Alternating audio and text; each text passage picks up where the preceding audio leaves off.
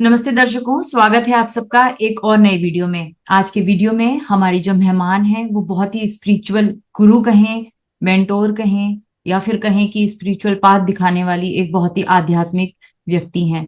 तो आज हमारे साथ जुड़ रही हैं मास्टर पल्लवी, जो जिनके बारे में अगर कहा जाए कि वो लगभग 20 सालों से अपनी आध्यात्मिक जर्नी में हैं। वो एमबी पब्लिशिंग हाउस की फाउंडर हैं, साथ ही सोल नेटवर्क की को फाउंडर हैं। सोल नेटवर्क एक ऐसा ग्रुप जहां से वो लोगों को मोटिवेशन देती हैं, ट्रेनिंग देती हैं, उनके वर्कशॉप्स अटेंड करती हैं। तो अगर आपको ये कन्वर्सेशन पसंद आए, पल्लवी मैम की जो नॉलेज आज वो शेयर करने जा रही हैं, अगर वो पसंद आए तो आप उनसे डायरेक्ट जुड़ सकते हैं और अपनी स्पिरिचुअल जर्नी में उनसे मदद ले सकते हैं। तो सबसे पहले स्वागत करते हैं आज के हमारे मेहमान का। पल्लवी मैम, आपका बहुत बहुत स्वागत है। Thank you ma'am. Pallavi ma'am, हम सबसे पहले आज की चर्चा शुरू करने से पहले मैं जानना चाहूंगी, क्योंकि आपकी 20 साल की लंबी स्पिरिचुअल जर्नी है, यानी आपने इस 20 सालों में इतना सब कुछ अनुभव किया है जिसको एक घंटे में समराइज करना पॉसिबल नहीं होगा। लेकिन फिर भी मैं जानना चाहूंगी कि आपकी स्पिरिचुअल जर्नी कैसे शुरू हुई। आप हमारे दर्शकों को अपनी स्पिरिचुअल जर्नी के बारे में शॉर्ट में बताएं तो बहुत अच्छा होगा। जॉर्ज, मेरी स्पिरिचुअल जर्नी चालू हुई जब मैं 19 साल की थी और तब मेरा इंजीनियरिंग चालू हो गया था। और उससे पहले मैं एक हिंदू फैमिली से बिलोंग करती हूँ जहाँ पे पूजा पाठ भक्ति का पूरा एक वातावरण है। और उसमें भी ऐसी बहुत सारी चीजें हम देखते हैं कि हमें जब छोटे होते तो हमें लगता है यही सत्य है। तो ऐसे भ्रम में हम चलते हैं। सत्य अवश्य होता है लेकिन वो किसमें छुपा है उसको हम देख नहीं पाते हैं। तो ऐसे ही बचपन में माँ को देख के मैंने पूजा चालू की, जब जाप पे चालू किया, बहुत सारे भगवत गीता के पारायण किए। तो सोफार भक्ति मार्ग पे मैं ज्यादा चलती थी। लेकिन उससे भी मेरा मन भरा नहीं। कहीं पे लगता था कि नहीं, ये कुछ अधूरा सा है, मुझे पूरा कुछ करना है। वो पूरा क्या है वो पता नहीं था। तो इस पूरे की शुरुआत पत्री जी ने की मेरे जीवन में, जहाँ पे मुझे लगता है कि पत्री जी जैसा गुरु मिलना ही मेरे इस जीवन का सौभाग्य है। तो पत्री जी मिले और ध्यान मिला।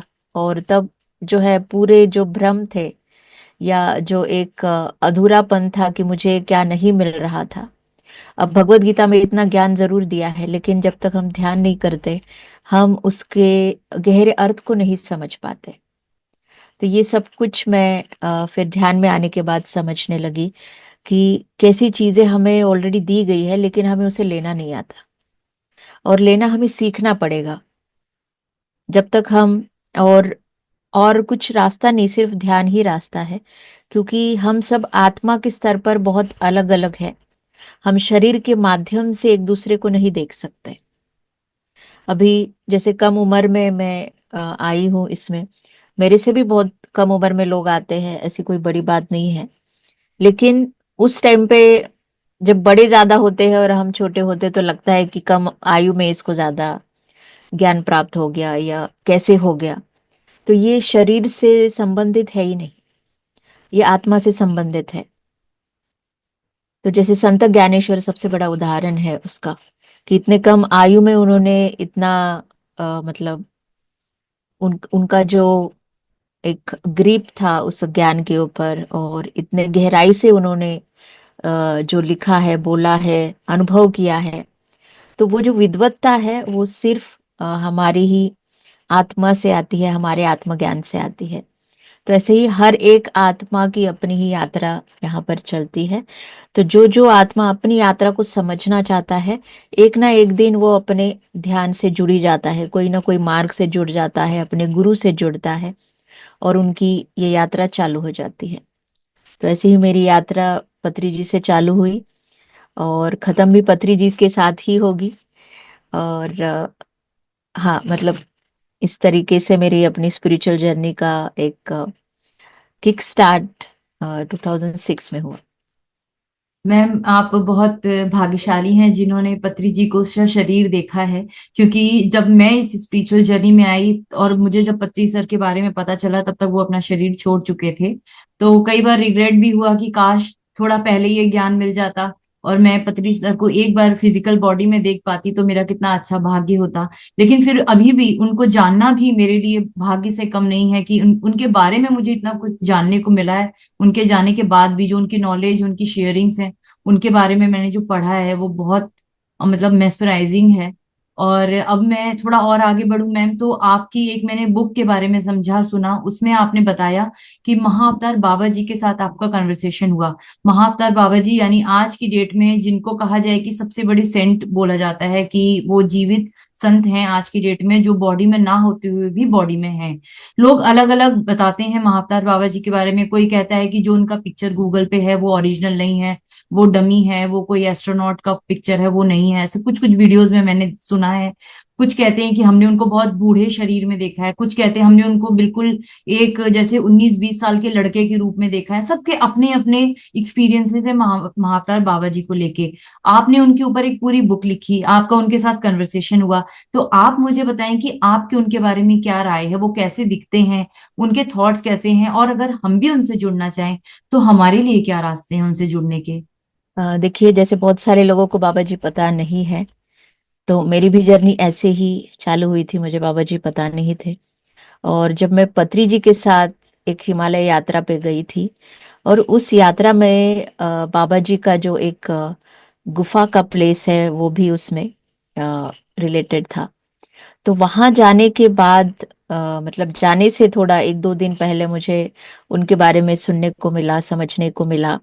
और अलग अलग जो सीनियर मास्टर्स मेरे साथ थे उनके अनुभव मैंने सुने, और मेरे अंदर एक उत्सुकता जागी, क्या सच में ऐसे कोई अवतार हो सकते हैं जो इतने हजार सालों से अपने शरीर में रह रहे हैं? तो उनको कैसे देखा जा सकता है? क्या मैं उन्हें देख सकती हूँ? क्या मेरी उतनी पात्रता है? लेकिन कहीं पे एक एक रात पहले, उस जगह जाने से पहले मेरे अंदर एक कहीं से एक इतना एक स्ट्रॉन्ग इंटेंट अंदर जागा, एक आप कह सकते हैं कि इतना अ, गहरा विश्वास पैदा हुआ कि बाबा जी मुझे कुछ अनुभव देने वाले हैं, वो मुझे दिखने वाले हैं। अब कैसे दिखेंगे वो नहीं पता, और मैं उसको इमेजिन भी नहीं करना चाह रही थी। उल्टा मैं अपने थॉट्स को साइड में रखने की प्रैक्टिस मैंने चालू करी, ये देखने के लिए कि जब मुझे वो अनुभव दे तो मैं उस लेने के सिचुएशन में हूँ, मैं उसको समझ पाऊँ उस समय। तो इसके लिए मैं खुद को बहुत माइंडफुली अपने थॉट्स को साइड में रख के मैंने उनके जगह पे वो यात्रा चालू की थी।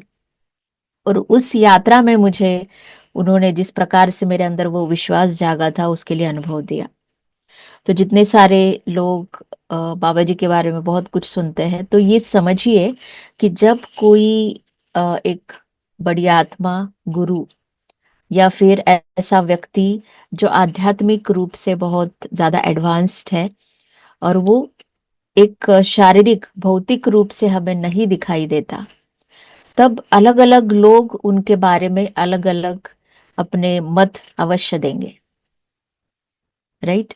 तो आप देखिए, अगर अगर मैं बोलूँ कि 1,000 साल के बाद क्या होगा, 1,000 साल के बाद अगर कोई होगा, वो पत्री जी के बारे में भी बहुत कुछ चीजें बना सकते हैं कि वो कैसे थे, उन्होंने क्या बताया। राइट?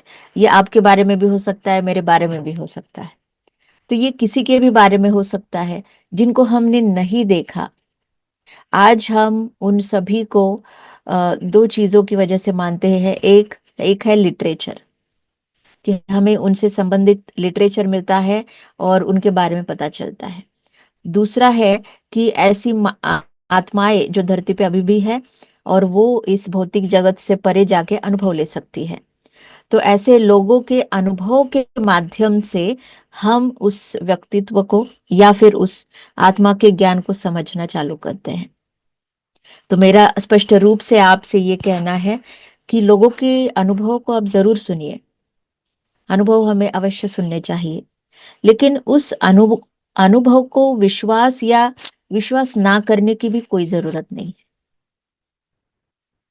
अगर आपको अच्छा लगता है तो भी अच्छा है, नहीं अच्छा लगता तो भी अच्छा है। तो सबसे महत्वपूर्ण क्या है कि आपको क्या अनुभव है, क्या आप वो अनुभव करना चाहते हैं, फिर वो किसी से भी रिलेटेड हो, फिर साईं बाबा हो या तिरुपति हो, कोई भी हो, ऐसी आत्माएं, क्योंकि मैंने सबसे पहली चीज जो पत्री जी से सीखी, जब उन्होंने कहा कि आपको मूर्ति पूजा करने की जरूरत नहीं है, आपको इससे आगे बढ़ना है। आपको सिर्फ मूर्ति में बसे हुए भगवान को देख के ये नहीं समझना है कि मेरे सामने भगवान है। आप सच्चे भगवान से क्यों नहीं मिलते? आप उनसे अनुभव कीजिए, सच्चाई में उनसे मिलिए, सिर्फ एक मूर्ति में उनको मत बिठाइए। और जब ध्यान करने के बाद मुझे एस्ट्रल ट्रैवल के माध्यम से ऐसे अनुभव हुए, ये जो एक स्पिरिट वर्ल्ड है उनके बारे में जब ज्ञान आना चालू हुआ, तब वो जो कॉन्फिडेंस है, या जो ये भी कह सकते हैं कि अंदर का जो अज्ञान है, वो चला गया। कि कितना हमने भ्रम इकट्ठा किया हुआ है लोगों को कहने से, जो सुनते रहते हैं या गलत भी जो पढ़ते रहते हैं। तो ये अलग अलग चीजें, या फिर हम भी खुद कल्पनाएं करते हैं। तो ये बहुत कुछ, सब कुछ ये जो है, ये एक भ्रम है, बंच ऑफ इल्यूजन्स जो हमारे अंदर चलते हैं। और आप सोचिए कि इसके अंदर कहीं पे सत्य छुपा हुआ है। तो ध्यान की जर्नी ऐसी है कि वो इस इल्यूजन को धीरे धीरे धीरे खत्म कर देगी और हमें सच्चाई की तरफ ले जाएगी। तो बाबा जी के बारे में मैं ये कहूंगी कि वो कोई सेंट नहीं है। सेंट्स जो होते हैं ये एक अलग कैटेगरी है। आत्माओं के मतलब स्पिरिट वर्ल्ड में एक अलग अलग स्तर है। तो बाबा जी को हम क्या कह रहे हैं? महा अवतार। तो मतलब ये एक अवतार का स्टेज है, ये स्तर अवतार का है। ये अलग लेवल पे असेंडेड मास्टर्स का ग्रुप होता है, या फिर जो सोल उस लेवल पे जाता है वो उस लेवल पे कार्य करते हैं। तो हमारी सबकी जो आत्माएं हैं, वो जैसे जैसे आत्मज्ञान लेंगी, वैसे वैसे हमारा स्पिरिट वर्ल्ड में स्तर बदलता जाएगा। तो महाअवतार बाबा जी को कोई भी अनुभव कर सकता है, या किसी भी असेंडेड मास्टर को, या जिसे हम भगवान कहते हैं, उनको हम अनुभव कर सकते हैं। आप सिर्फ ये समझिए कि ऐसा कभी नहीं होगा कि आप भगवान को याद कर रहे हैं और उनको पता नहीं चलेगा। क्यों? क्योंकि वो एक शुद्ध चेतना है और हम अशुद्धियों से भरे हुए हैं। हम ये बिलीफ रख रहे हैं कि मेरी आवाज भगवान तक नहीं जाए। अब ये हमारा डिसबिलीफ है, ये गलत सोच है। तो जैसे ही हम किसी भगवान को याद करते हैं या फिर सोचते हैं कि हमें इनसे अनुभव लेना है, तो तुरंत ही वो चेतना हमें रिस्पॉन्स देती है। लेकिन उस रिस्पॉन्स को समझने की क्षमता हम में कितनी है, वो सबसे ज्यादा जरूरी है। तो उस क्षमता को बढ़ाया जा सकता है, और उसका मार्ग है ध्यान और ज्ञान। ये दो ही योग है, ध्यान योग और ज्ञान योग। जितना ज्यादा ध्यान करेंगे, उतनी ज्यादा हमारे अंदर ऊर्जा होगी। अगर हमारे पास पैसे नहीं है तो हम उसको स्पेंड कहाँ से करेंगे? वैसे ही हमें चाहिए ऊर्जा, ताकि हम उच्च लोकों में यात्रा कर सके। अगर उनसे मिलना है, अगर मुझे जाके विष्णु से मिलना है, तो मुझे वैकुंठ लोक में जाना होगा। वैकुंठ लोक में जाने के लिए उतनी ऊर्जा मुझे चाहिए। तो वो जो ऊर्जा है, वो हमें कमानी होगी, और कमाने का रास्ता केवल और केवल ध्यान है। उसके बाद आता है ज्ञान योग। ज्ञान योग मतलब क्या? कि आप सही किताबें पढ़े, सज्जन सांगत्य करे, और खुद के साथ भी बैठकर जो एक वार्तालाप हमारा होता है, हम अपने हायर सेल्फ से वार्तालाप करते हैं, खुद के साथ करते हैं। तो वहां से हम अपने सबकॉन्शियस को एक्सेस करें, जिससे हमें ये पता चलता है कि हमारे अंदर कितना आत्मज्ञान है। तो ये सब प्रैक्टिस करने से हम एक इनलाइटनमेंट के लेवल पे जाते हैं। इनलाइटनमेंट के लेवल पे जाना मतलब क्या? आपको ये समझ आना कि आपको कब क्या करना है। और जैसे जैसे इनलाइटनमेंट्स के भी अलग अलग स्तर होते हैं। ऐसा नहीं कि इनलाइटन हो गए तो उसको सब कुछ मिल गया। सब कुछ ऐसा कुछ दुनिया में नहीं है, इस ब्रह्मांड में ही नहीं है। उसे हम सीखते ही जाना है, सीखते ही जाना है। ये एक एंडलेस जर्नी है। तो जब हम इनलाइटन होते हैं, इनलाइटनमेंट की भी अलग अलग स्तर है, उसमें भी बहुत सारे अपग्रेड्स हैं। तो एक इनलाइटन बीइंग होना मतलब क्या है कि इनलाइटन होने से हमें ये समझ आता है कि हम अपने ही भीतर जो जो कमियां देखते हैं उसको सुधारते जाते हैं। हमारे एक एक अज्ञान को फिर हम निकालते जाते हैं। जैसे हम किसी प्याज की परतें निकालेंगे एक एक, वैसे ही अपने ही भ्रम को निकालते जाते हैं, निकालते जाते हैं और गहराई में डूब जाते हैं। जितनी गहराई में हम अपने आत्मा के स्तर पे जाएंगे, वैसे वैसे हमारा ज्ञान बढ़ेगा, और ज्ञान बढ़ने से जो स्पिरिट वर्ल्ड में जो आत्माओं के स्तर है, वहां पे हम अपना स्तर बढ़ा पाएंगे।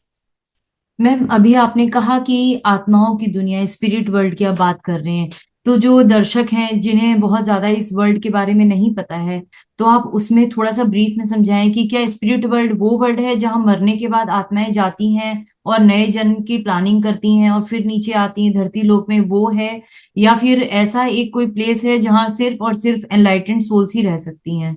और वो जो स्पिरिट वर्ल्ड है, वो होता कैसा है? मतलब जैसे पृथ्वी पर हम देखते हैं कि पेड़ पौधे, आकाश और पहाड़, नदियां सब हैं, तो स्पिरिट वर्ल्ड जो है वो देखने में लगभग कैसा होता है?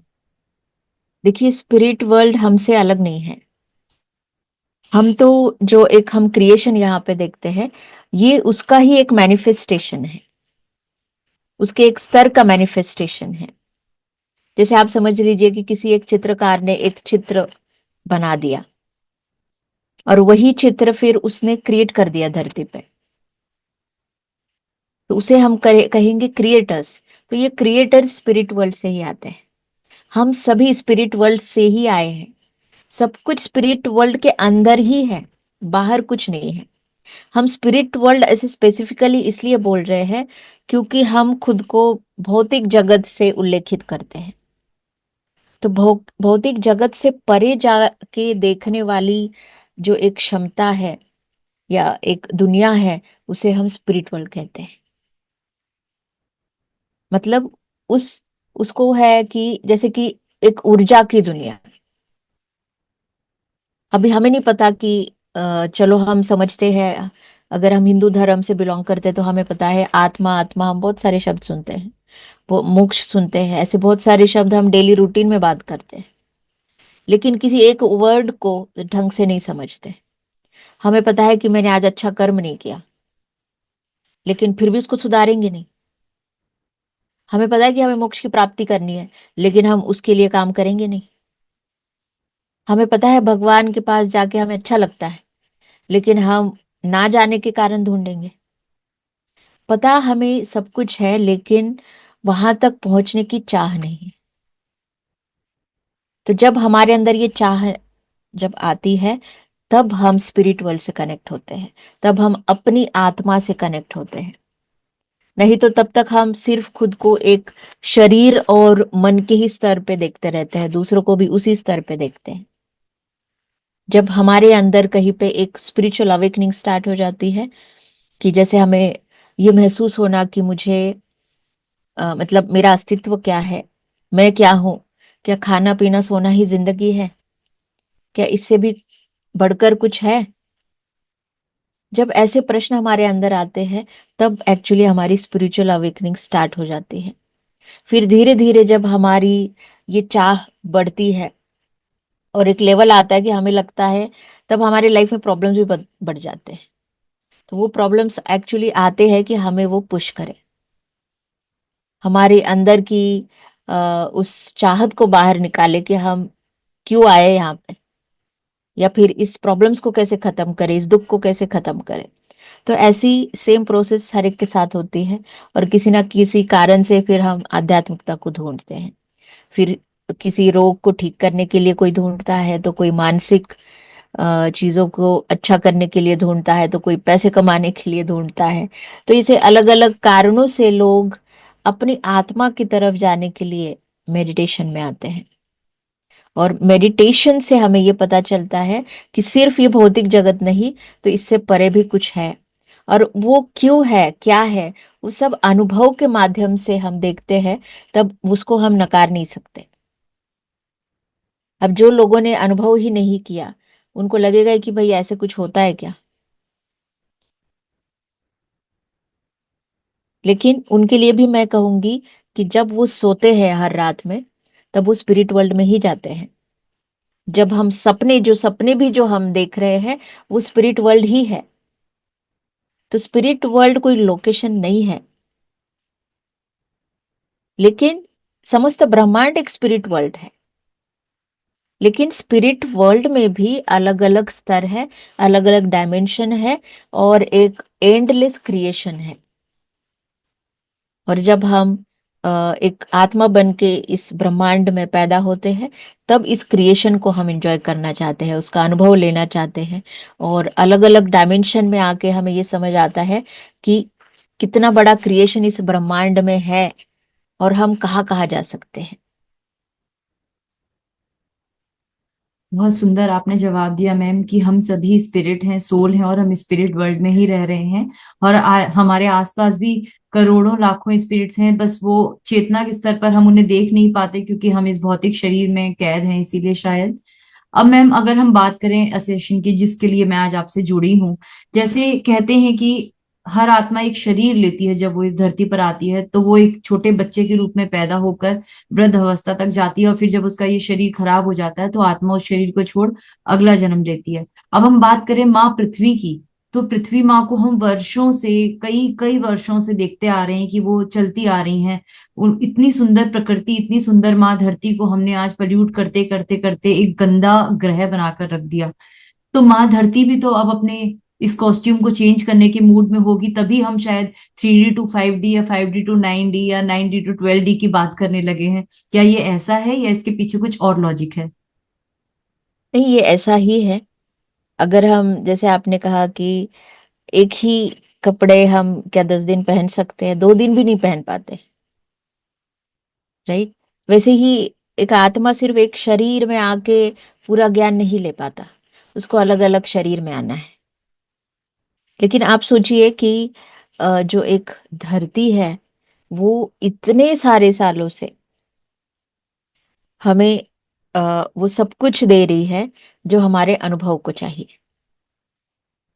लेकिन अभी तक के धरती के इतिहास में ऐसा नहीं हुआ है जो अभी होने जा रहा है। धरती की भी एक 26 ईयर्स की एक साइकिल होती है, और हर साइकिल में, मतलब जब एक साइकिल खत्म होती है और दूसरी चालू होती है, तो उसमें एक नया स्टार्ट होता है, एक नया इवोल्यूशन स्टार्ट होता है। आप सोचिए कि एक रिसेट बटन है वो। तो जितने भी पहले साइकिल्स हुए हैं धरती के, और जब नया साइकिल चालू हुआ है, तो हर एक साइकिल का क्लोजिंग जो है वो डिस्ट्रक्शन से हुआ है, ताकि एक नई दुनिया फिर से रिस्टार्ट हो सके। लेकिन वही साइकिल जब इस साल मतलब कि हमारे इस सेंचुरी में 2012 में वो साइकिल गिरा, और अगर हम देखें तो इतिहास के हिसाब से तो खत्म होना चाहिए था, लेकिन नहीं हुआ। तो इसके पीछे कारण ये है कि धरती को असेंड होना है। मतलब क्या, कि धरती जो अभी तक 3 डायमेंशन में थी, अभी उसको भी हायर डायमेंशंस में जाना है। उसे ये खुद बदलाव चाहिए। इसीलिए 2012 में धरती का 4D का शिफ्ट स्टार्ट हो गया। तो 2012 से 2020 4D का शिफ्ट कंप्लीट हुआ। फिर 2020 से 5D का शिफ्ट स्टार्ट हो गया, और 5D का ये शिफ्ट 2032 में जाके पूरा होगा। तो इस प्रकार से जो एक ट्रांजिशन पीरियड्स चल रहे हैं या शिफ्ट्स के पीरियड चल रहे हैं, तो इसीलिए आप ये देखेंगे कि इतने बदलाव हमारे आजू बाजू में या हमारे जीवन में हमें दिखेंगे। क्यों? क्योंकि अभी स्पेशली अभी 2025 है, तो इसका मतलब कि धरती ऑलरेडी 5D के एनर्जी में है। लेकिन अभी भी बहुत सारे सोल्स हैं जो 3D के एनर्जी में है, जो 4D के हैं। जिन लोगों को समझ आ रहा है वो 5D में जा रहे हैं। तो जो होता है ना कि सबको एक यूनिवर्स अपॉर्चुनिटी देता है, एक टाइम देता है कि क्या आप इसमें आना चाहेंगे। सभी स्टूडेंट्स को एक जैसा ही यूनिवर्स अभी देख रहा है, सबको उतनी ही अपॉर्चुनिटी दे रहा है। अभी जैसे कि कोई पोस्ट ग्रेजुएशन में है तो उसको पीएचडी में जाना बहुत आसान है, उसमें बड़ी बात नहीं है। लेकिन वैसे ही डिग्री वाले स्टूडेंट को भी, स्कूल वाले स्टूडेंट को भी ये अपॉर्चुनिटी दी जा रही है कि क्या आप इतना असेंशन करना चाहते हैं, इतना असेंशन स्कूल लेवल से पीएचडी लेवल तक का असेंशन करना भी पॉसिबल है, लेकिन क्या आप वो करना चाहते हैं? ये सब यूनिवर्स के क्वेश्चंस हर एक सोल के लिए है, हम सभी के लिए है। तो जो लोग जैसी चॉइस करेगा, वैसे वैसे हम अपनी रियलिटी को यहाँ पे क्रिएट करेंगे। मैम, जैसे अभी आपने बताया कि ये पृथ्वी भी अपने जो 3D से 4D और 4D से भी 5D के शिफ्ट की ओर बढ़ रही है, तो मुझे कैसे पता चलेगा कि मैं एज अ सोल अपने आप को असेंड कर रही हूँ और मैं भी 5D के लिए तैयार हो रही हूँ या उस लेवल के लिए जाने को तैयार हूँ? क्योंकि जो सोल नहीं है तैयार, जो इस चीज को मानती ही नहीं, जो स्पिरिचुअलिटी में है ही नहीं, जो अभी भी शायद 3D की ही दुनिया में जी रहे हैं, यानी इस भौतिक दुनिया, माया की दुनिया में जी रहे हैं, तो क्या पृथ्वी ऐसे लोगों को जीवित रहने का मौका देती है? या फिर जैसे कोरोना काल में जब हमने देखा कि 3D to 4D या 4D to 5D की शिफ्ट में हम जैसे एक एक युग में जा रहे हैं, एक एक शिफ्ट में बढ़ रहे हैं, तो कोरोना काल में बहुत सारे लोगों ने अपने शरीर छोड़े, तो जी। शायद वो आत्माएं तैयार नहीं थी एक नए डायमेंशन में जाने यस। के लिए। तो वैसे ही अगर मैं बात करूं कि अब हम 5D शिफ्ट की ओर जैसे बढ़ रहे हैं, तो जो आत्माएं तैयार नहीं है और माया जाल में ही फंसी हुई हैं, तो क्या उनकी भी मृत्यु की साइकिल शुरू हो जाएगी? या मतलब उन्हें पीछे छोड़ दिया जाएगा कि तुम माया में ही जियो और अच्छे लोग आगे बढ़ जाएंगे? क्या होगा ये रास्ता? देखिए, सबसे पहले हमें ये भी समझना है कि इसका मेजरमेंट हर एक के लिए अलग होगा। मतलब उसको देखने का जो एक पर्सपेक्टिव है हर एक के लिए अलग होगा। फॉर एग्जाम्पल, लेकिन ये ऊर्जा जो है ये सबके पास जा रही है। मैं अपने पेरेंट्स का एग्जाम्पल आपको देती हूँ। अभी मेरे जो पेरेंट्स हैं वो प्योरली मटेरियलिस्टिक है। मतलब उन्हें ध्यान अच्छा तो लगता है बट वो कर नहीं पाते। ठीक है, वो पूजा पाठ करते हैं। तो अभी इसका मतलब कि वो जो आत्मा है वो अभी उसी स्तर पे है, उसे उस स्तर का अनुभव करना है। राइट। हर एक आत्मा को अपना स्तर पता रहता है, कॉन्शियसली सबकॉन्शियसली, क्योंकि वो फिर कोई चीज नहीं कर पाते इसका मतलब वो उनके लिए नहीं है। हम उनको सिखा जरूर सकते हैं, लेकिन वो उतना ही कर पाएंगे जितना वो करना चाहते हैं या जिस स्तर को सीखना चाहते हैं। हम किसी के स्तर को फोर्स नहीं कर सकते।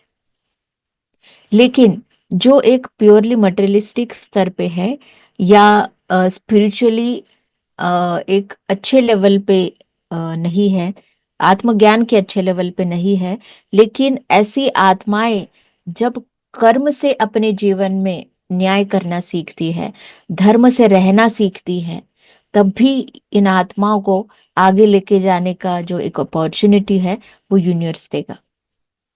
5D की एनर्जी मतलब क्या? कि 5D की एनर्जी मतलब धर्म से जीना, कर्मों को समझना।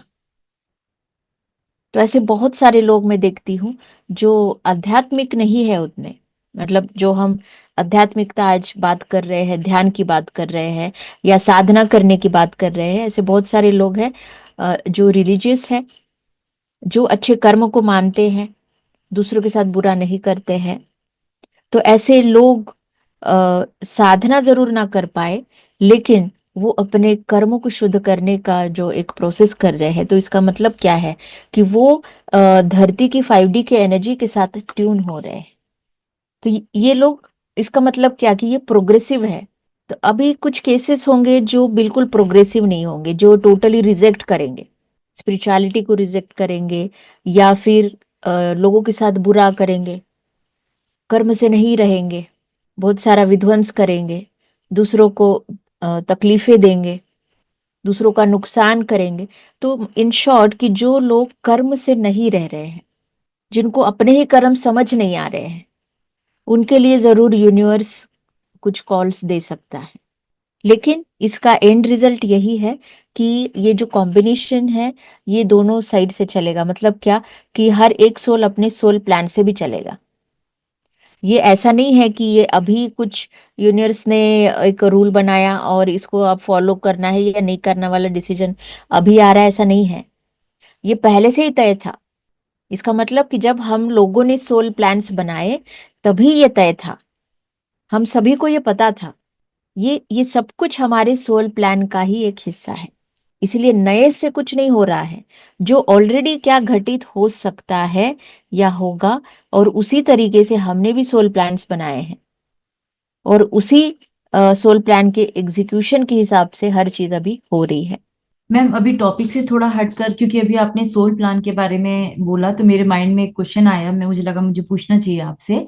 जैसे अगर हम बात करते हैं सोल प्लान की, तो सोल इस धरती पर जन्म लेने से पहले अपना पूरा लाइफ की स्टार्टिंग से एंड तक का सारे प्लान करके आती है, अपने सारे रिलेशनशिप, अपने सारे कर्मा सब कुछ डिफाइन करके जब वो आती है।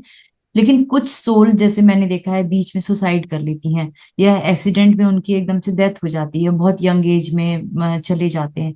तो क्या ये भी सोल प्लान का हिस्सा हो सकता है कि मैं सुसाइड करके शरीर छोड़ूंगी, या मैं एक रास्ते पे सब एक्सीडेंट से कुछ, अपना शरीर सब कुछ, छोड़ूंगी? सब कुछ, each and every millisecond is the part of the soul plan. तो फिर मैं सुसाइड इसमें, को लेकिन या... इसमें और एक चीज है कि इसमें जी। फ्री विल भी उतनी ही होती है। Okay. Free will is also the part of soul plan itself. इसका मतलब क्या कि फॉर एग्जाम्पल सोल प्लान में मैंने अपने लिए 10 चीजें लिखी है कि मुझे नीचे जाके ये 10 चीजों को करना है, लेकिन यहाँ आके मेरा मन बदल गया। इसका मतलब फ्री विल हर एक सोल के पास है, वो उसको बदल सकती है, क्योंकि सोल प्लान किसने बनाया? मैंने ही बनाया। तो नीचे आके मैं भूल गई, या फिर नहीं है मूड मेरा वो 10 चीजें करने का, मैंने 5 ही करी, नहीं की मैंने 5 जो मैंने सोल प्लान में सोचा था। और ना करने के फिर वापस गए, और फिर समझ आ गया कि मुझे करना था, करना चाहिए था। मैंने देखा कितना वेस्ट, टाइम टाइम कितना वेस्ट किया मैंने वहां पे। चलो फिर वो सोल क्या करती है, फिर से उन 5 चीजों को फिर से स्टडी करके फिर से नेक्स्ट लाइफ में लेके आती है। तो इस तरीके से हमारे जो इनकारनेशन है, इसीलिए तो ये बढ़ते रहते हैं। लेकिन आप ये भी देखिए कि there is also law of paradox. Law of paradox मतलब क्या? कि दो चीजें एक ही टाइम पे एग्जिस्ट रहना, कि फ्री विल भी है और free will is also the part of soul plan itself. मतलब क्या कि कहीं पे सोल प्लान में भी आप अपने ये डाला होगा कि आप वो 5 चीजें नहीं करेंगे। सो तो दैट मीन्स व्हाट, ओवरव्यू में सब कुछ सोल प्लान के ही हिसाब से हो रहा है। Nothing is happening out of the plan. तो मैम यहीं पे मेरा एक और क्वेश्चन आता है कि कहा जाता है कि सुसाइड सबसे बड़ा क्राइम है, जो हम खुद की जीव हत्या करते हैं ये सबसे बड़ा क्राइम है। तो अगर मान लीजिए मैंने सोल प्लान में अपने सुसाइड को पार्ट नहीं बनाया था, लेकिन सरकमस्टेंसेस ऐसी हुई कि मुझे सुसाइड करके अपना शरीर छोड़ना पड़ गया, तो ऐसा नहीं, कहा ऐसे नहीं जाता होगा। है नहीं ऐसे नहीं होगा? होगा। अच्छा, सरकमस्टेंसेस जो बनते हैं, बहुत दुखी होना, फ्रस्ट्रेट होना, और एकदम से लोग भाव में आकर गलत कदम उठाते हैं। देखिए, जैसे मैंने कहा ना, एवरीथिंग इज, अगर आप सुसाइड करने का पॉसिबिलिटी लेके आ रहे हो या करते भी हो, तो वो भी आपका सोल प्लान ही है। कहीं पे आप ये लिख के ही आते हो कि मुझे ये अनुभव करना ही है, मुझे खुद के साथ इतना बुरा करना ही है। तो फिर ऐसा भी तो कहा जाता है ना कि जो जो सोल इस तरीके से अपना देह त्याग करती है, वो फिर कई वर्षों तक भटकती है, उसको कोई एक्सेप्टेंस नहीं मिलती ऊपर की दुनिया में। नहीं, भटकना डिपेंड कि वो कौन से स्तर पे है। ठीक है, बहुत ज्यादा नो एनर्जी के स्तर पे है लाइफ उनकी, तो वो नीचे भटक सकते हैं। और नीचे भटकने के रास्ते मतलब क्या कि उनकी अटैचमेंट्स होती है, इसीलिए सोल्स भटकते हैं। लेकिन थोड़ा अच्छा लेवल हो तो वो वापस स्पिरिट वर्ल्ड में जाते हैं। लेकिन जब कोई भी सोल सुसाइड करती है स्पेशली, तो उस कर्म को जाने के लिए कम से कम अगले 20 जन्म लेने पड़ते हैं, उस कर्म को जाने के लिए। इतना बड़ा एक तरीके से आप कह लो कि पाप है वो, उस पाप को धुलने में 20 जन्म लेने पड़ते हैं। बहुत ही आपने आज गहरी बात बताई, क्योंकि बहुत सारे लोग, ये जो ज्यादातर मैं देखती हूँ यंगस्टर्स हैं, जिनके आज थॉट्स इतने नेगेटिव हो गए हैं कि वो हर वक्त बहुत माया में फंसे हैं, और फिर कहीं ना कहीं ऐसे गलत स्टेप ले लेते हैं, क्योंकि उनके अंदर सहने की वो क्षमता ही खत्म होती जा रही है। तो जो भी आज इस वीडियो को देख रहे हैं, इस चीज को समझने की कोशिश कीजिए कि ये जीव हत्या सबसे बड़ा महा पाप क्यों कहा गया, और जैसे मैम ने बताया 20 जन्म लेने पड़ते हैं उसके हिसाब को चुकतू करने के लिए। तो हम ऐसे कर्म ही ना करें कि ऐसे बड़े पाप हमारे हाथों से हो जाएं। मैम, वापस से हम अपने टॉपिक पर आते हैं। जैसे आपने बताया कि अर्थ अभी अपने जो है डायमेंशनल शिफ्ट्स की ओर बढ़ रही है, हम 5D की ओर जा रहे हैं। तो हम कैसे जाने कि हम फिजिकली मेंटली अपने आप को 5D के लिए कैसे तैयार करें? सबसे पहले तो जो लोग ध्यान नहीं कर रहे वो ध्यान करें, क्योंकि कुछ भी हम करें हमें चाहिए एनर्जी। फिर हमारा भौतिक जीवन भी अच्छा करना है तो भी एनर्जी चाहिए। तो आप सोचिए कि अगर हमें स्पिरिट वर्ल्ड में आगे जाना है, अपने आत्मा के स्तर पे आगे जाना है, तो हमें प्रतिदिन ध्यान करने से फिर वो एनर्जी मिलेगी। इसलिए meditation is mandatory, is foundation. उसके बाद है कि आपको ये जो पर्टिकुलर फील्ड है असेंशन, उसका नॉलेज लेना पड़ेगा। जैसे मैंने पहले भी कहा कि ये 2 मार्ग का हमें प्रतिदिन के लेवल पे जो है पालन करना चाहिए, ध्यान योग और ज्ञान योग। तो इस फील्ड से रिलेटेड हमें नॉलेज लेना चाहिए कि क्या होता है, क्या हो रहा है आज के टाइम पे, क्या क्या चीजें असेंशन में हो सकती है। अभी जैसे बहुत सारे लोग हैं जो असेंशन की एनर्जी में है। इसका मतलब क्या, कि असेंशन की एनर्जी तो सबको जा रही है, धरती तो सबको भेज रही है, फील भी सभी उसको कर रहे हैं। लेकिन अभी ये डिपेंड करता है कि कौन कितना इसको अडॉप्ट करता है, इस एनर्जी को समझता है। फॉर एग्जाम्पल, अभी की जैसे अभी इक्लिप्स हुआ, इक्लिप्स में सबसे ज्यादा क्लींजिंग होती है हमारी स्पिरिचुअल लेवल पे, इमोशनल लेवल पे। तो वो क्लींजिंग अगर एक व्यक्ति की स्टार्ट हो गई और वो व्यक्ति स्पिरिचुअल है, और वो व्यक्ति स्पिरिचुअल लेवल पे समझता है कि कुछ उसके फिजिकल लाइफ में कुछ हो रहा है, तो उसका कुछ तो रिलेशन इस एनर्जी से भी है, या फिर उसको कुछ नया चैलेंज आ रहा है, या वो बहुत दुखी हो गया है, इमोशनली बहुत डाउन हो गया है, तो उसको समझ आएगा कि भाई मैं अपना इमोशनल क्लिनजिंग कर रहा हूं और ये कलेक्टिव एनर्जी मुझे इनवाइट कर रही है। तो कहीं पे अगर उसको ये भी अवेयरनेस है, तो वो इंसान संभलने की कोशिश करेगा, वो ध्यान करने की कोशिश करेगा, या किसी से मदद मांगेगा कि देखो मेरे साथ ये हो रहा है, मुझे क्या करना चाहिए। राइट। तो अवेयरनेस, अवेयरनेस कहाँ से आएगा? अवेयरनेस आएगा नॉलेज से। अगर हमें नॉलेज ही नहीं है तो वो अवेयरनेस भी नहीं आएगा। अब एक व्यक्ति लो जो स्पिरिचुअल नहीं है, उसके पास भी वो असेंशन की एनर्जी जा रही है, ना उसके पास मेडिटेशन है, ना उसके पास ज्ञान है, तो उसे क्या लगेगा? उसे तो लगेगा ये मेरी जिंदगी तो खराब हो रही है, मुझे लाइफ में क्यों मिल रहा है। मतलब अगर उसको सामने से 4 चीजें आ रही है, तो वो उन्हीं 4 चीजों को 400 चीजें में परिवर्तित कर रहा है। मतलब क्या? अपने कर्म को बढ़ा रहा है। वही स्पिरिचुअल व्यक्ति जिसको ध्यान भी कर रहा है, असेंशन के नॉलेज को भी ले रहा है, तो उसको समझ आ गया कि 4 चीजें आज मेरे पास आ रही है, मैं उसको 1 या 0 कैसे बनाऊं, कैसे मैं उसको नलिफाई करूं, कैसे उस कर्मा को मैं क्लियर करूं। तो ये सबसे बड़ा डिफरेंस आपको ये माइंडसेट में दिखेगा, जहां पे आपको इस टॉपिक का नॉलेज होना बहुत जरूरी है। और नॉलेज क्यों हेल्प करता है, ये सभी चीजें मैं अपने कोर्सेज के थ्रू देती हूँ। अभी जैसे मुझे असेंशन में आने के लिए सपोज XYZ ईयर्स लगे, तो मैंने उसके कोर्सेस लेना इसीलिए चालू किया कि मैं नहीं चाहती कि आप लोगों को उतने साल लगे। तो जो मैंने रिसर्च किया कि क्या क्या परिस्थितियों में कैसे कैसे चीजों को बदलना चाहिए, क्या क्या हमारे साथ हो सकता है, कुछ हो रहा है तो क्यों हो रहा है, उसको कैसे ठीक करना चाहिए, उसको कैसे देखना चाहिए, फिर कैसे हम अपने कार्मिक मैट्रिक्स को क्लोज कर सकते हैं, कैसे टाइमलाइन के लूप्स को क्लोज कर सकते हैं। तो ये सभी चीजें मैं फिर अपने असेंशन के कोर्स के माध्यम से लोगों को सिखाती हूँ। और उन्हें फिर ये पता चलता है कि हमारे पास अभी एक स्ट्रक्चर है, हमारे पास वो निचोड़ा हुआ नॉलेज है, कि अभी हमें पता है कि अभी हमारे साथ डेली बेसिस पे जो भी होगा उसे हमें कैसे निपटना है, उसे देखने के लिए खुद की दृष्टि को कैसे बदलना है। क्योंकि कहा जाता है जैसी दृष्टि वैसी सृष्टि।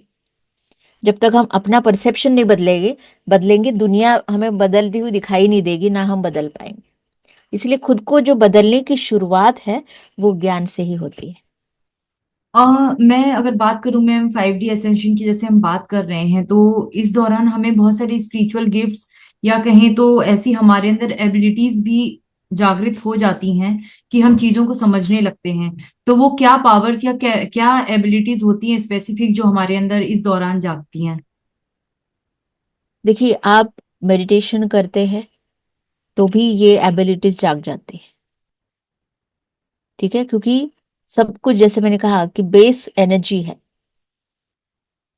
हमारे अंदर जो भी एबिलिटीज है पहले हमें नहीं दिखाई देती थी, अभी दिखाई देंगे। क्यों? क्योंकि अभी हमारे पास एनर्जी है। और बहुत सारी ये साइकिक एबिलिटीज हमें पास्ट लाइफ से आती है।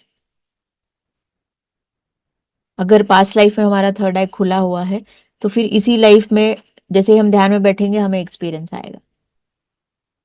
लेकिन पास्ट लाइफ में थर्ड आई ओपन नहीं है, हम वहां तक नहीं पहुंचे हैं, तो फिर जहां तक हम पिछले लाइफ में पहुंचे उसके आगे की ही जर्नी हम इस लाइफ में करेंगे। तो इस तरीके से हर एक आत्मा अपने ज्ञान के स्तर को बढ़ाती रहे। देखिए, ये हम माइंड में सोचते हैं कि हमें कुछ मिला तो क्या होगा, नहीं मिला तो क्या होगा, लेकिन आत्मा नहीं सोचती ऐसे। ठीक है, अगर अभी ये जो धरती 5D एनर्जी वाली बन गई है, अभी इसमें 5D के सोल्स रहेंगे। लेकिन जो लोग इसका चुनाव नहीं कर रहे वो कहाँ जाएंगे? उनके लिए ऑलरेडी एक 3D वाली धरती बनी हुई है, वो वहां पर जन्म लेंगे। तो ब्रह्मांड किसी के अनुभव को यहाँ नहीं तोड़ रहा। अभी जैसे मैंने कहा कि जिसमें एबिलिटी है वो स्कूल लेवल से PhD लेवल में भी आने की अपॉर्चुनिटी यूनिवर्स खुद दे रहा है। लेकिन स्कूल लेवल के सभी तो नहीं आएंगे, या सभी उसको एक्सेप्ट नहीं करेंगे। वो बोलेंगे भाई इतना फास्ट नहीं हो सकता, इतना बड़ा गैप कवर नहीं हो सकता, हमें तो अपने ही तरीके से चलना है। तो फिर आत्मा के लिए मैटर नहीं करता कि मैं किस डायमेंशन में हूं, उसको मैटर कर रहा है वो अनुभव लेना। अभी इवन 5D में जाने की जो उत्सुकता है, या जो एक आप कहो कि जो चाह है, इंटेंशन है, वो ऐसे ही सोल्स को आएंगी जो बहुत हजारों साल से इस धरती पे जन्म ले रही है, बहुत सारे इनकारनेशन से चल रही है। और ऐसे सोल्स को समझ आएगा कि भाई अभी हमें अपने कर्मा के मैट्रिक्स को बंद करना है, अभी हमें हायर डायमेंशन में जाना है, हमें आत्मा के अपने घर तक जाना है। अभी बस गए, अभी हम थक गए, अभी अनुभव बस बस हो गए। तो जब ये कॉलिंग आती है ना, वो सभी 5D में जाने के लिए तैयार होते हैं। क्योंकि और वो कॉलिंग उनको नहीं आएगी जिनका अभी तक उतने अनुभव नहीं हुए, विच इज ऑल्सो फाइन। इसमें आपको ये देखने की जरूरत नहीं है कि ये अगर चुनाव नहीं कर रहा तो वो कम हो गया, ये चुनाव कर रहा है तो ये एडवांस हो गया। चुनाव कर रहा है एडवांस से, वो एडवांस आप उसका हिस्ट्री भी तो देखो। एक सोल ने कितने इनकारनेशन लिए हैं, कितना सीखा है, उसका आत्मज्ञान क्या है, उस हिसाब से उसको प्रमोशन मिलेगा।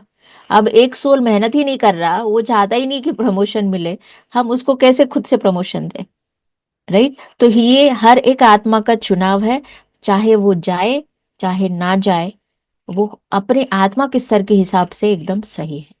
मैम, अभी आपने कहा था कि जो आत्माएं तैयार नहीं हैं 5D में शिफ्ट होने के लिए, वो 3D अर्थ में रह जाएंगी, और जो जिनका स्पिरिचुअल अवेकनिंग हो गया है, जो आत्माएं अपने आप को प्रोग्रेस करके 5D में ले जा रही हैं, वो 5D अर्थ में रहेंगी। यानी अर्थ का भी दो दो डिवीजन हो जाएंगे, दो अर्थ बन अर्थ के जाएगी। बहुत सारे डिविजन्स है यहाँ पर। अच्छा। अर्थ के भी बहुत सारे रियलिटीज हैं। अगर हम 3D 5D की बात कर रहे हैं तो 3D की अर्थ ऑलरेडी बनी हुई है। मतलब अभी क्या है कि सपोज जितने सोल्स बॉडी वैकेट किए, अभी वो सोल्स इधर नहीं आएंगे, वो भेजे जाएंगे 3D वाली अर्थ में। अभी जितने बाकी है यहाँ पे, उनको अपॉर्चुनिटीज दी जा रही है चुनाव करने की। या फिर 5D में आने के बाद जो जाएगा और उसको वापस आना है तो वो 5D में वापस आएगा। इसको एक एक तरीके से अर्थ की अपने असेंशन की पैरेलल रियलिटी भी कह सकते हैं, जो हमें इस भौतिक शरीर में रह के नहीं दिखेगी, लेकिन इसका फिजिकल मैनिफेस्टेशन भी है। अभी आप ये कह सकते हैं कि it's a kind of a transition period. क्या होता है कि जब बच्चे एग्जाम देने स्कूल में आते हैं तो उनको कैसे हम उनके उनके क्लास में डिस्ट्रीब्यूट करते हैं। तो अभी वो वाला पीरियड है कि भाई सब सब लोग आ गए, अभी वो अपना अपना जाके देख रहे हैं कि मेरा कौन सा क्लास है, मुझे कौन से क्लास में जा रहा है, मैंने क्या चुनाव किया है। तो अभी ये जो ट्रांजिशन का फेज है, ये शिफ्ट जो हो रही है, वो वही फेज है कि किसको कौन से क्लास में बैठना है। जो जिस क्लास में बैठेगा उसको वो रियलिटी अपनी दिखाई देगी। यूनिवर्स में सब कुछ मौजूद है। जब हम मेटाफिजिक्स, अध्यात्म के बहुत सारे हिस्से हैं, मेटाफिजिक्स है, क्वांटम फिजिक्स है, इसको जब हम समझेंगे, अनुभव करेंगे, तब जाके ये चीजें समझ आएंगी कि कैसे ब्रह्मांड जो है काम करता है, कैसे किसी चीज का मैनिफेस्टेशन हो सकता है। क्योंकि हमारे शरीर की जो एबिलिटी है बहुत लिमिटेड है। अभी आप में और मेरे बीच में कितने हजारों दुनियाएं मौजूद है, इनको नहीं देख सकते हैं, लेकिन हम क्या सोचेंगे हमारे बीच में हवा है। क्यों? क्योंकि उसको देखने की एबिलिटी नहीं है हम में। तो इसका मतलब ये नहीं कि वो एग्जिस्ट नहीं है, वो हमारे लिए एग्जिस्ट नहीं है, उनके लिए हम एग्जिस्ट नहीं है।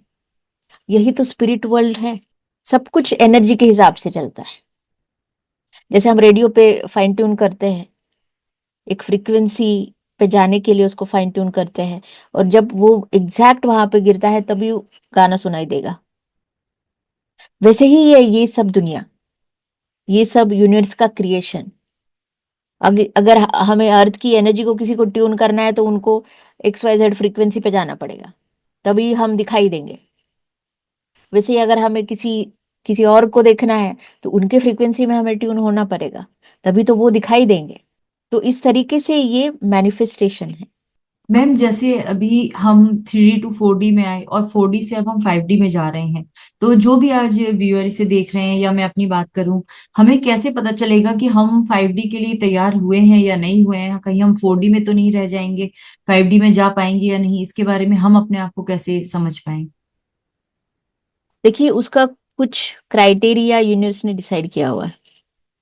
क्राइटेरिया मतलब क्या कि 3D की एनर्जी होती है बहुत स्टक एनर्जी, कंफ्यूज्ड एनर्जी, बहुत डार्क एनर्जी, जहाँ पे आपको बहुत गुस्सा रहता है, जलसी रहती है, बहुत सारे विकारों विकारों से आप रहते हैं, अशुद्धियां बहुत सारी रहती है, आपके लाइफ में दुख बहुत ज्यादा रहता है। तो 3D की लाइफ इन शॉर्ट हम सभी जी चुके हैं या जी रहे हैं, बहुत सारे लोग, राइट। तो वो जो एनर्जी है वो एक एक बहुत ऐसी अजीब एनर्जी है, जहाँ पे हम स्पिरिचुअली इवॉल्व होते तो हमें लगता है कि अभी हमें इसमें नहीं रहना। एक अलग आत्मा की कॉलिंग हमें आती है कि अभी बस हो गया, ये दुख नहीं चाहिए, राइट। इसीलिए तो आप स्पिरिचुअलिटी की तरफ आते हैं। तो मोस्टली जो स्पिरिचुअल लोग हैं जो खुद की आत्मा को ढूंढ रहे हैं, फिर वो 4D में अपने आप शिफ्ट हो जाते हैं। लेकिन 4D में जाने के बाद ऐसा नहीं कि उनके पास 3D के कुछ चीजें नहीं है, उनके पास 3D की भी कुछ चीजें हैं, लेकिन वो सीख रहे हैं, प्रोग्रेस कर रहे हैं, तो 4D in between 3D 4D के ब्रिज में चलते हैं। लेकिन 5D में अगर हमें जाना है तो हमें सबसे हमारे जो वर्स्ट कर्माज है उसको क्लियर करना पड़ेगा। वो एक क्राइटेरिया यूनिवर्स ने रखा हुआ है कि 5D में वही लोग स्टेप कर पाएंगे। अब जो सुधारने की कोशिश ही नहीं करेगा उसको 5D में जाने नहीं मिलेगा। तो वो सुधारना किस लेवल पे है?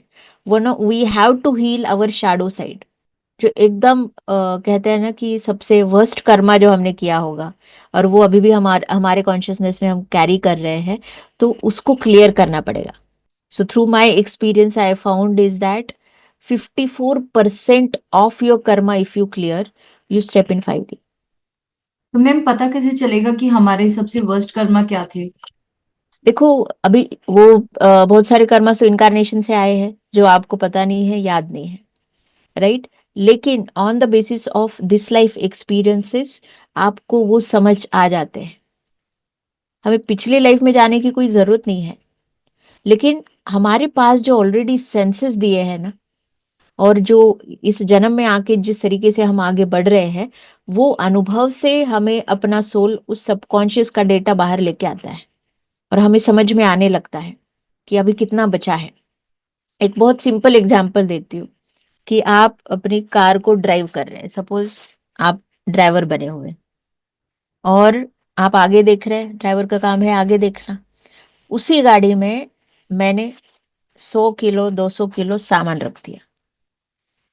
तो आप बताइए, जब आप गाड़ी चालू करेंगे तो क्या आपको फील नहीं होगा कि मेरी गाड़ी हेवी है? भले आप पीछे ना देखें कि कितना रखा है मैंने, लेकिन एक गाड़ी चलाने वाले को एहसास इमिडिएटली हो जाएगा कि मेरी गाड़ी भरी हुई है। अब उसी गाड़ी को अभी आप चला रहे हो और मैं एक एक करके उस गाड़ी में से 10-10 किलो फेंकती जाती हूँ, निकालती जाती हूँ, धीरे धीरे एक एक करके।